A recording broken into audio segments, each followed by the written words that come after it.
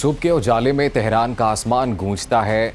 एक धमाका, फिर दूसरा, फिर तीसरा। मेहराबाद एयरपोर्ट के करीब धुआं ही धुआं। ईरान की फ़ज़ाई हदूद बंद होती है। इराक की परवाज़ें मुअत्तल कर दी जाती हैं। कतर में अमरीकी सिफारत खाना शेल्टर अलर्ट जारी करता है।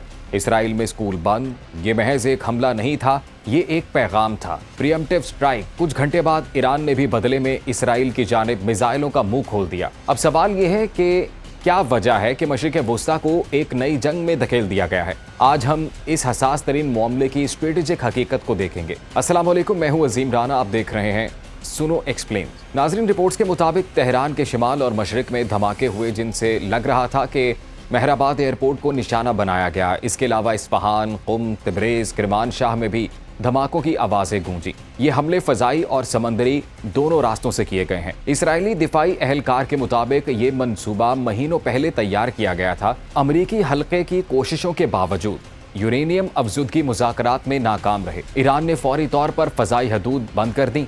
इराक ने भी फ़ज़ाई ट्रैफिक मुअत्तल कर दी। ये सब इशारा देता है कि दोनों फरीक एस्केलेशन के इम्कान को संजीदगी से ले रहे हैं। ईरान की यूरेनियम अफजुदगी 60% तक पहुंच चुकी थी। एटमी हथियार के लिए 90% दरकार होते हैं। इसराइल बरसों से एक असूल दोहराता आया है, ईरान को न्यूक्लियर थ्रेशोल्ड स्टेट नहीं बनने दिया जाएगा। अमेरिका के लिए भी ये मसला सिर्फ ईरान तक महदूद नहीं है। अगर ईरान एटमी हथियार के करीब पहुंचता है, सऊदी अरब रद्द-ए-अमल में प्रोग्राम शुरू कर सकता है। दूसरी तरफ तुर्की और मिस्र भी अपना रास्ता इख्तियार कर सकते हैं और नतीजतन मशरिक़ वुस्ता न्यूक्लियर आर्म्स रेस का मैदान बन सकता है। तो क्या ये हमला ईरान को एटमी हद अबूर करने से रोकने के लिए था?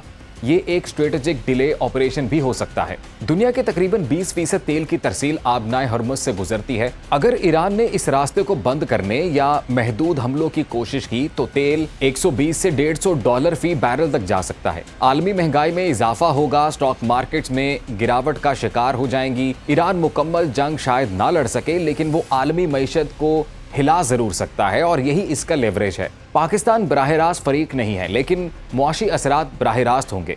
जैसे पेट्रोल की कीमतों में इजाफा हो जाएगा, बिजली महंगी हो जाएगी और मजमूई तौर पर महंगाई में इजाफा होगा। पाकिस्तान ईरान सरहद पहले ही हसास है। अगर ईरान अंदरूनी दबाव में आया तो बॉर्डर वॉलेटिलिटी बढ़ सकती है। पाकिस्तान के ताल्लुकात ईरान से दोस्ताना हैं। ईरान से हमसायगी होने की वजह से बहुत से मामलात दो तरफा होते हैं, जिनमें मईशत, अमरीका से दिफाई ताउन, खलीजी ममालिक से मुआशी इन्हसार। ये डिप्लोमेटिक टाइट रोप होगा।